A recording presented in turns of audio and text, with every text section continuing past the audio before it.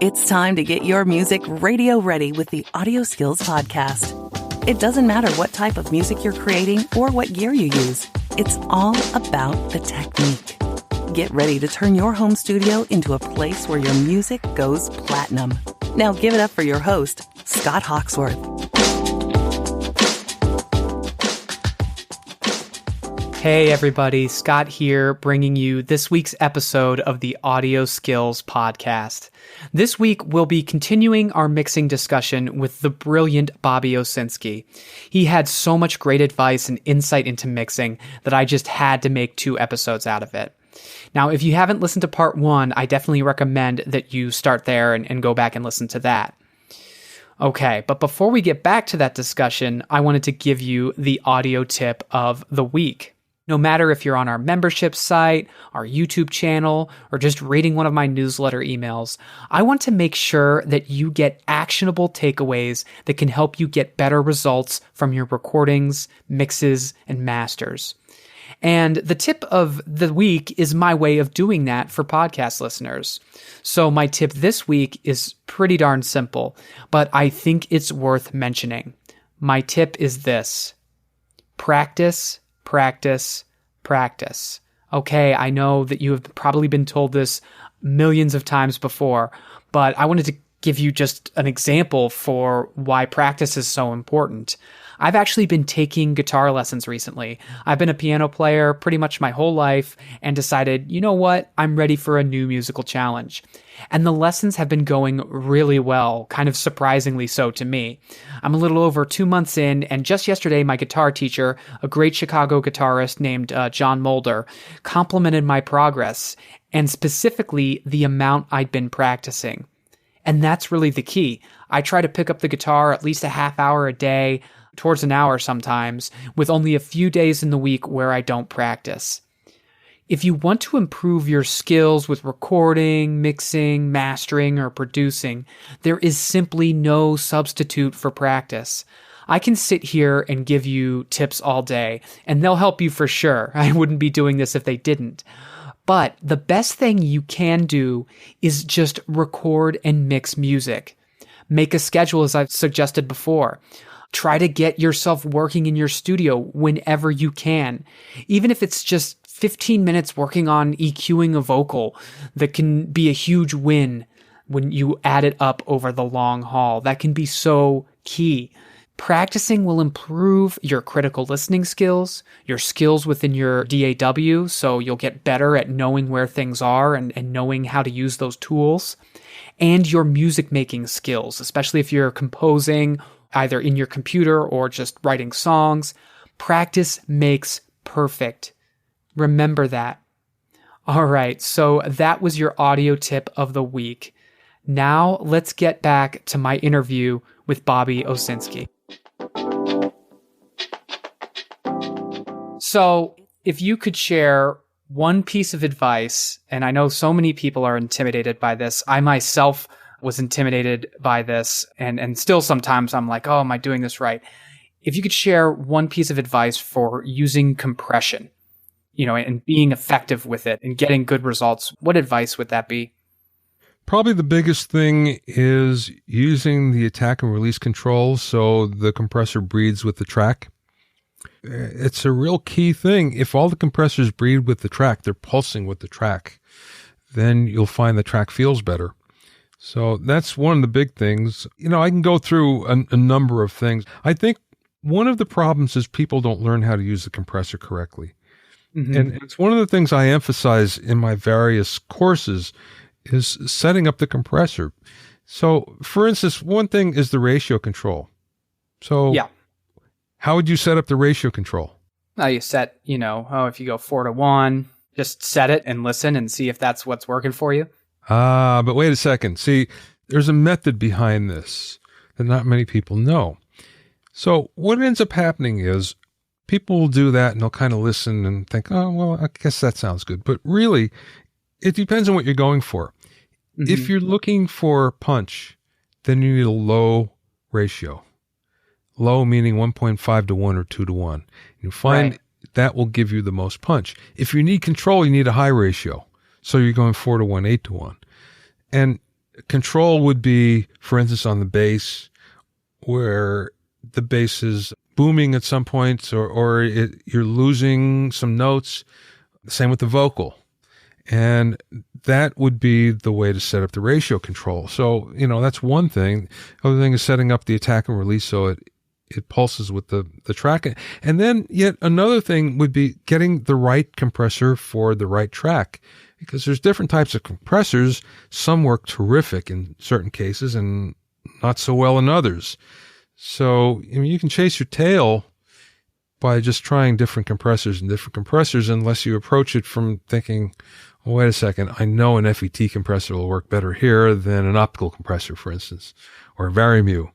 So it's knowing, when to use certain categories of compressors and then setting up the ratio and the attack and release. That being said, the other thing is you don't need much compression to be effective. Sometimes only a few dB is enough. I mean, yes, there are those times where 10 or 15 dB. Yes, there are those times, but they're not that often. Most of the time, you're looking at just a little bit of compression, but it makes a big difference sound-wise if you set it up. Simple as that. No, that's a really good advice. And that's something that I'm going to take to heart and really kind of think about how when I use compression, I always talk about mixing with intention and sort of, having an idea of, okay, I'm trying to reach this point. I have what I want in mind and I'm trying to use my tools to reach that, as opposed to just kind of, well, I'm just twisting stuff and I guess this sounds good. And, of course there's a time and a place for creativity and kind of just testing some things out. But kind of what you're talking about with using a compressor is a lot more active thought in what you're doing with that tool and why you're using it and what settings you're putting in for that tool. No, I hate to say it, but I haven't seen the approach that I'm talking about anywhere else. I mean, I use it in my various courses and you'll see it in my books, but I have not seen an approach to compression that's like this. I like it. It sounds like it. I want to try it myself. But again, it's not that I'm that smart. It's watching, some of the best mixing talents that we know. It's watching what they do. They may be doing this unconsciously. That happens a lot where they're doing something and not realizing what they're doing. But that's in fact what's happening. They're setting the ratio depending on what they need, and they're selecting the type of compressor that matches with the track. That fits it. Yeah. No, that's a really good piece of advice. And for a thing like compression, where I just think there's so many people that, have frustration with it, I think that's awesome to have that kind of way of thinking about it. So kind of related to this, but a different tool, if you could share one piece of advice for using EQ and getting better results with EQ, what would that advice be? There's more to an equalizer than the boost control. Yes, I agree with that statement. Cutting means a lot. And in fact, you'll find that if you use a combination of cutting and boosting, it will sound a lot better. It's mostly cutting and a little boost. You'll find out it's a lot better than if you're just cranking the crap out of, one frequency. And once again, there are those times you might have to do that, but they're rare. They don't happen that often. So you'll find that most tracks that are recorded have too much of one frequency somewhere. Why? Well, it's usually because the microphone, if it's cardioid, for instance, and it's up close to the source, then there's kind of a natural boost. The proximity effect comes in, 2, 3, 4, 500 cycles.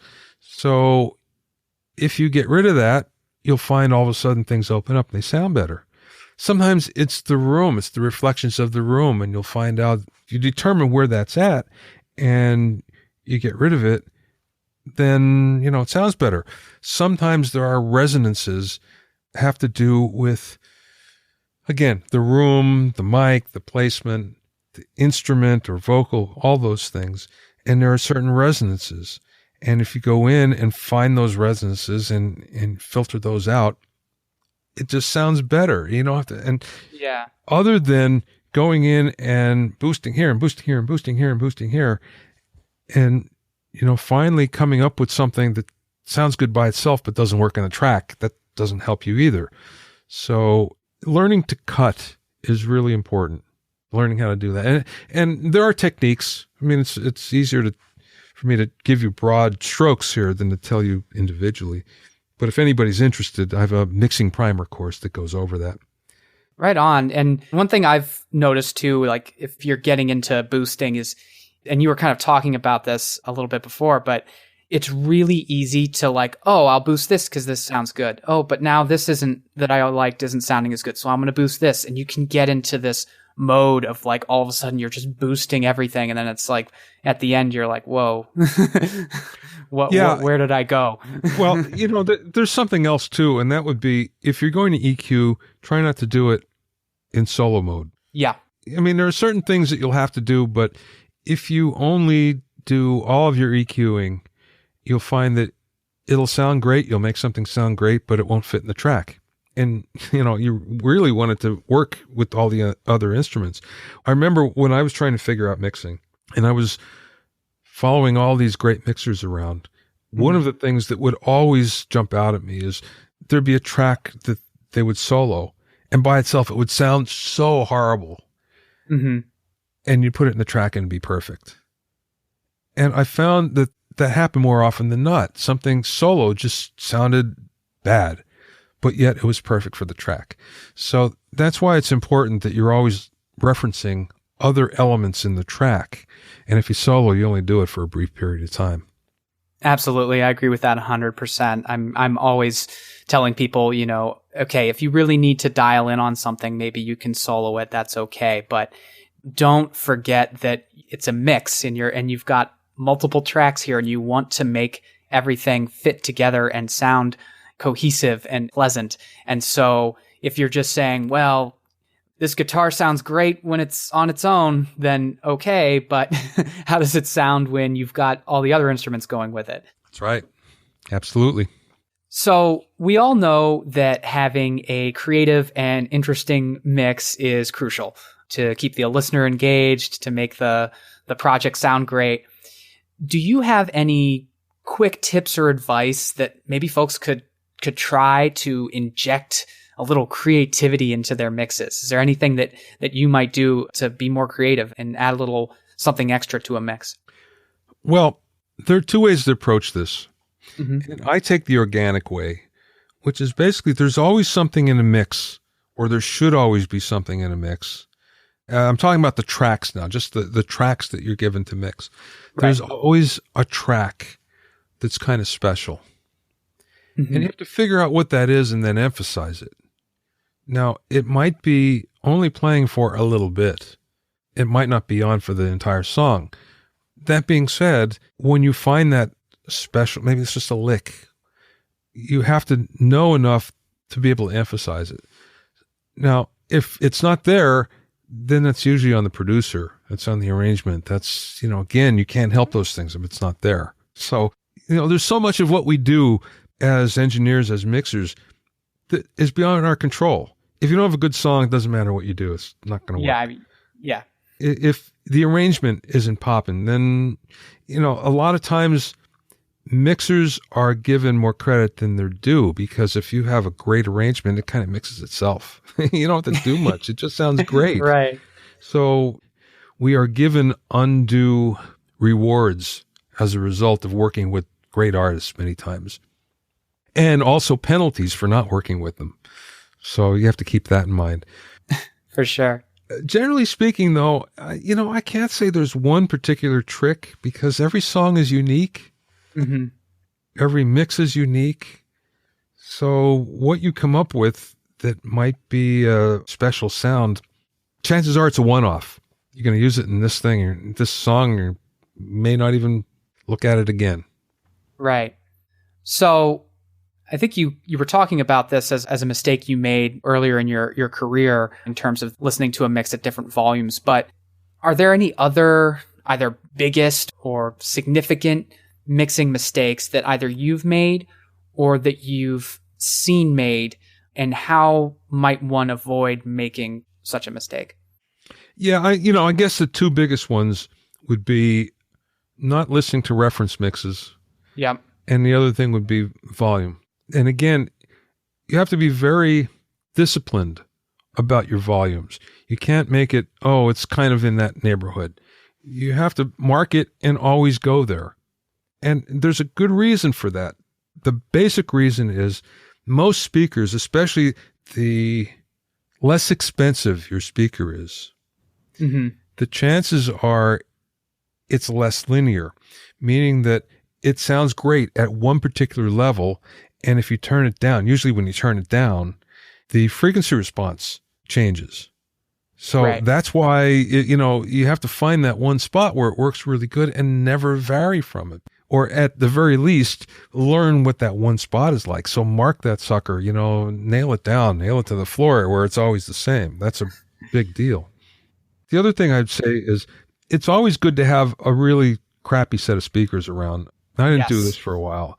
Now what I've done is I've gotten a really cheap $10 set of computer speakers.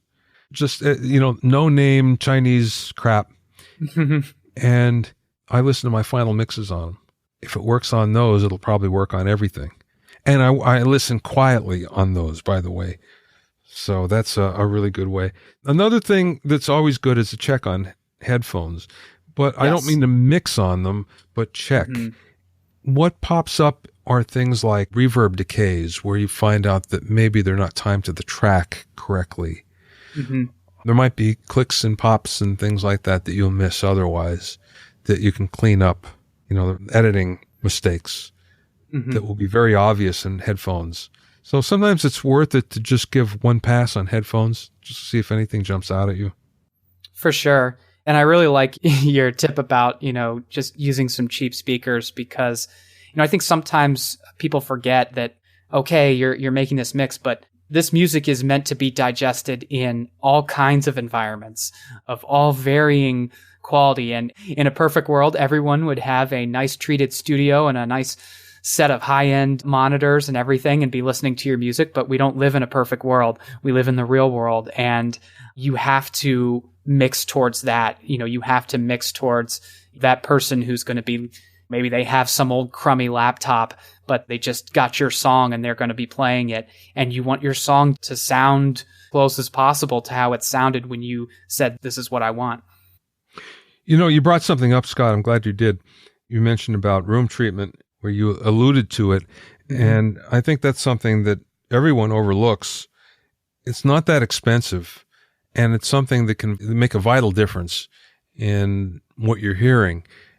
When I say not that expensive, I have a video online about how you can make 6 acoustic panels for $120, $150, something like that. It's not that much to make them, but there's kits that you can buy from Prime Acoustic and, all sorts of other companies now that are not expensive, that will really make a big difference in the way your room sounds. So just, getting a few panels and putting them up around your microphone, or around your listening position and the microphone, but the listening position primarily, to create a reflection-free zone will make a huge difference. That's something that, again, it's not very expensive at all. And when I mean very expensive, it's a few $100s for the most part. So, and if you buy the right stuff, it's something that you can take with you wherever you go. So it's not like you have to, like the old days where, okay, now I have to treat the walls and they're staying there. How do I treat them? No, it doesn't work like that anymore. Absolutely. On the other hand, everybody wants isolation. That's expensive. There's no easy way around that, unfortunately. But acoustic treatment, very cheap.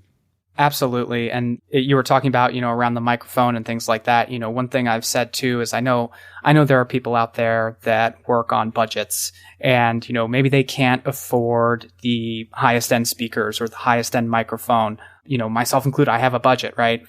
I don't have all the money I'd like to invest in recording gear, but it's one of those things where maybe if you invested in some treatment and things like that, you could get better results from, your gear, as opposed to saying, well, my problem is that I don't have $2,000 to drop on this. You know, what you were just saying, Bobby. Okay, well, do you have a couple $100? Because maybe that might help you get better results than saying, well, it's because I don't have this top of the line microphone or whatever. You know, there's a songwriter out of like Missouri or someplace where you wouldn't expect, and he keeps on sending me songs. This guy could be a star because what he sends me just sounds spectacular. I always scratch my head and I go, how could he be in Missouri when he's so good? And he tells me the stuff that he's working with, and most knowledgeable studio people or knowledgeable musicians that dabble in this would go, oh, you can never make that sound good. And yet he makes it sound like $1 million. So it's not the gear. It's knowing how to use it. That's more important than anything.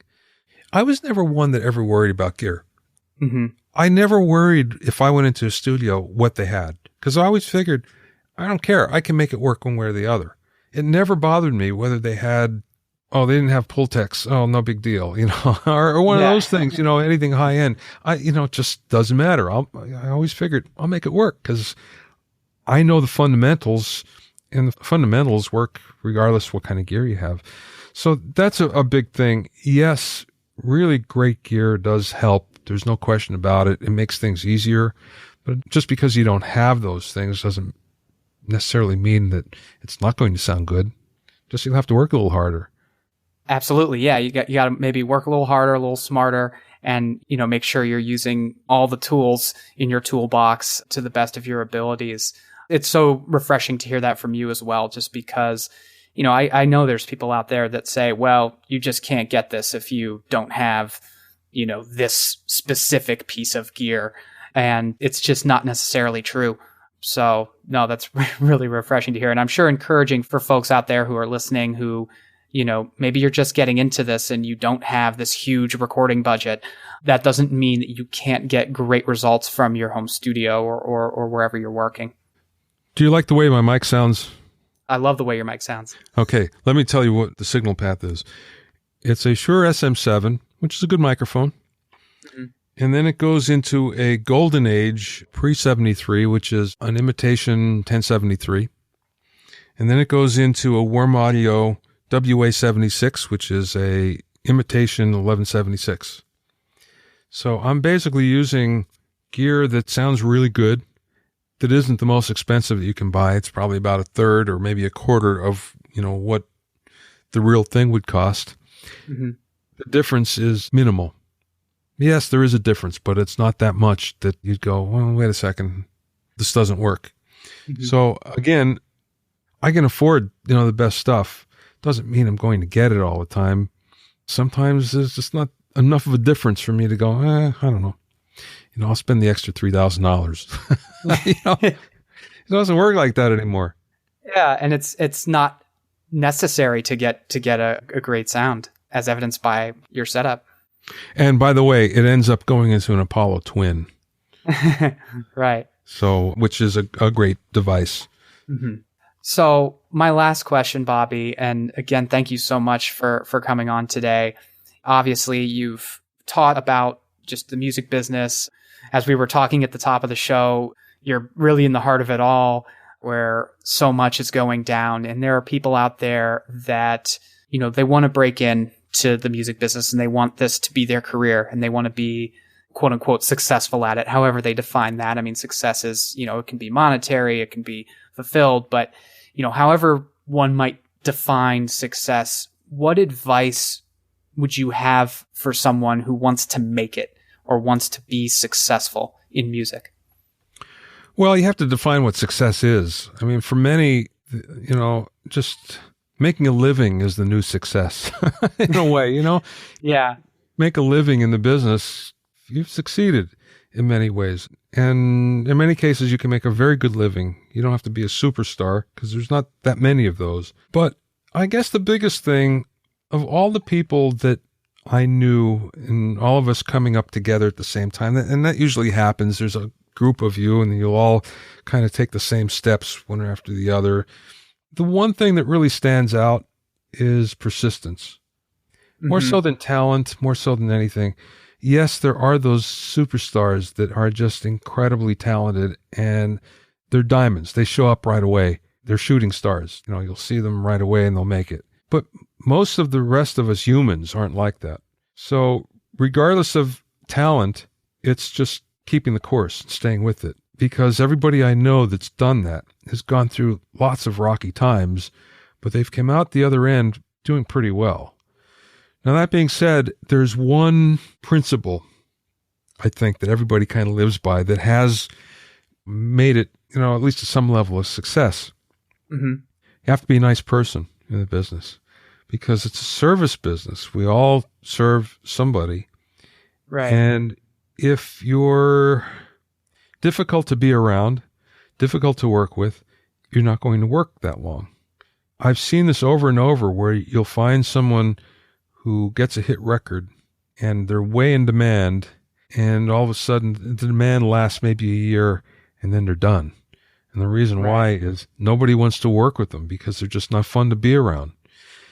If there are two people up for the same gig and one's a load of fun and the other one is not, guess who's going to get the gig? Probably the fun one. and it has nothing to do with the level. I mean, if you're competent, the level of talent, the one that's kind of sour may be a superstar, but you go, I just don't want to spend 6 weeks with that person. Let's take the other one because at least, there's a certain level of competence, obviously, they have to reach. But beyond that, it's like, boy, you better be fun to hang around. I know lots of people that have careers way, way, way, way, way longer than you'd think. That they still work. I mean, Al Schmidt, for instance, the guy's 84 years old and he's still working like every day in studio. Why? Because he's a hoot to be around. He's lots of fun and he has all these great stories and you just want to be with them. So that's why you want to work. On the other hand, there's a legendary engineer who will remain nameless that has not been able to work at all except for legacy albums because he's, kind of crabby. So that's two examples right there. That's a really, really good piece of advice. And I think combining it both together, being, enjoyable to work with and be around and working on that, but also the persistence, because if, let's say there's people out there listening right now who are, trying to start up a mixing business, you've got to be persistent and you've got to go out and get clients when you can and do your best and work with them and have them leave happy with what you've given them. And then you've just got to build it. And it's not the kind of thing where, unless you are just, like you were saying, just a diamond, it's not the kind of thing where it's all of a sudden like, yep, you're there, you've made it. It's the kind of thing where you build it. And I mean, I say that too, having started Audio Skills, which is a small business, and I'm working on building it. There's long hours sometimes. There's times where it's frustrating and it's like, man, it's not where I want it to be yet. But the dedication is so key to just, not giving up and realize, okay, this is not where I want to be right now, but I can see a path and I'm going to keep trying and keep going. And I'm not going to let one trip up just completely derail me, if that makes sense. Yeah, it does.